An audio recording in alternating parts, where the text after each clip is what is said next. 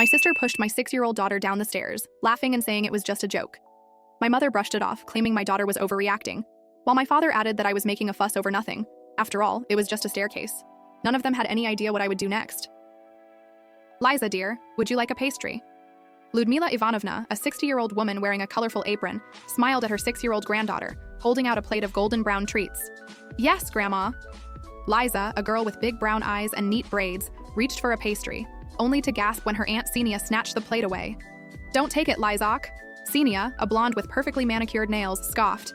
Your mother bought cheap candy again, so these pastries are only for people who know how to earn money. Marina, Liza's mother, paused at the kitchen table.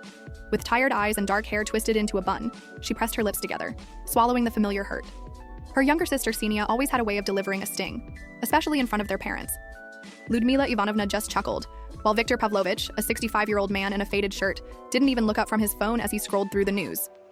Marina set the bag of candy on the table and silently began cutting bread. She had come to her parents' house on this rainy weekend just for Liza. The little girl loved her grandparents, despite their coldness toward her mother, and Marina endured it all for her daughter's smile.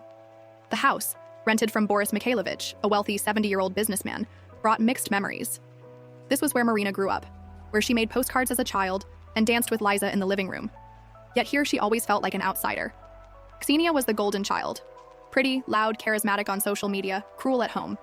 Marina, working as a realtor and raising Liza alone after the divorce, had tolerated mockery for years. You lack style, you have no spark, her mother would say. And Ksenia, not a sister but a maid in attitude, would echo it. But Marina stayed silent, for the sake of peace. Until today. Rain hammered the windows as the house filled with the scent of pastries and freshly brewed tea.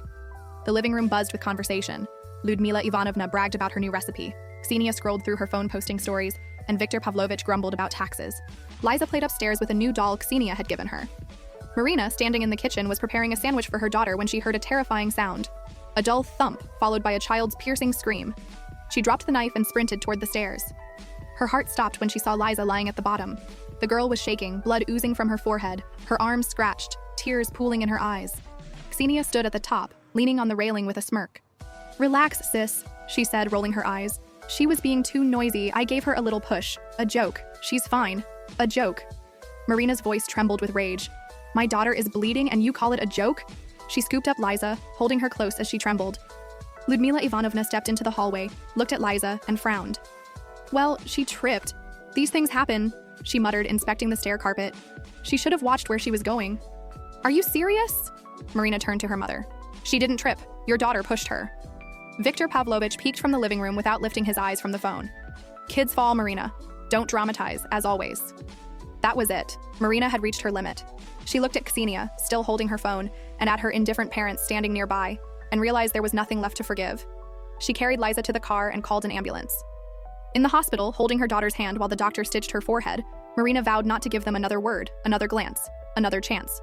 They pushed her daughter and laughed. Now they would pay. Liza fell asleep in the hospital, her little face pale. The doctor said the injuries were minor, bruises, a small cut, but it didn't matter to Marina. She saw fear in her daughter's eyes and heard her whispered question. Mom, why did Aunt Kasusha push me? That night, sitting in the hospital room, Marina opened her phone and found a video Ksenia had posted online. Liza falling down the stairs while Ksenia laughed off camera. The caption read, "Learning to fly, LOL." Even Ludmila Ivanovna commented on it, acting sweet. Marina saved the video, took screenshots, and recorded everything. Time, place, who was there. Back home, after tucking Liza into bed, she opened her laptop and thought, going to court would be pointless. Emotional harm? Psychological abuse? Judges would laugh it off. But Marina, who'd been a realtor for years, knew how to strike where it hurt. She remembered that Boris Mikhailovich, the homeowner, had recently said he wanted to sell because he was fed up with the tenants. He didn't know they were her family. Marina had been saving for her own place for years, working tirelessly. Now she had a plan. Buy the house and evict them. That would be her revenge. She called her friend Sveta, a colleague at the real estate agency, and told her what happened.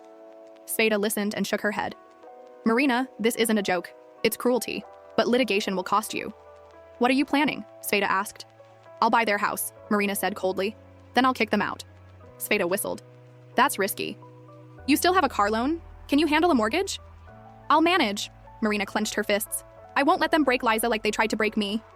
The next day, she reached out to Boris Mikhailovich under a different name, Ekaterina, a client from the agency, and asked to meet at a cafe to discuss buying the house. Boris, a tall man with gray hair and an expensive suit, was friendly but tired of rental headaches. He complained about tenants who were always late with the rent. "I just want to sell quickly," he said. "I'm ready to buy," said Marina, hiding her excitement. "Seriously?" Boris raised his eyebrows. "Why the interest?" "As an investment," she replied with a smile. "A house in a good neighborhood is a great option." They struck a deal. Marina used her savings for the down payment and secured a mortgage through her agency. She'd been in real estate for 10 years. She knew how to fast-track deals. 3 weeks later, the contract was signed. The house where her parents lived now belonged to her. They had no idea. Ksenia kept posting her picture-perfect breakfast on social media.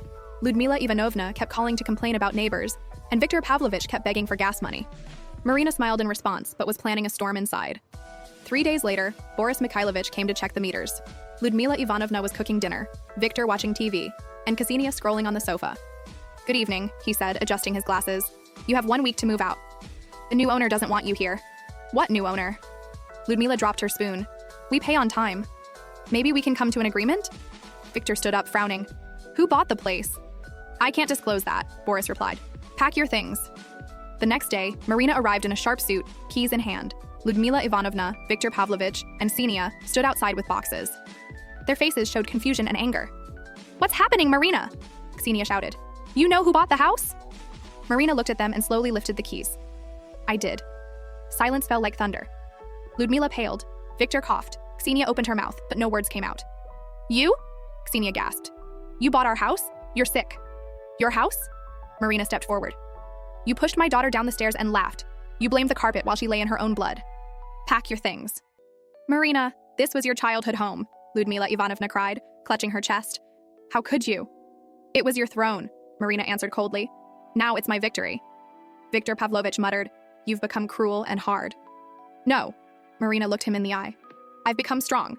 Ksenia stepped forward, fists clenched. "You ruined everything over your daughter who has no sense of humor." "You pushed my daughter." Marina leaned toward her. "And I will watch you carry those boxes. And when you ask for help, I'll remind you that we're no longer family." She turned and walked away, leaving them in shock. Lisa, seated in the car, sketched butterflies in her notebook. Marina kissed her on the top of her head. "Everything will be fine, sweetie." The following days felt like slowed-down cinema.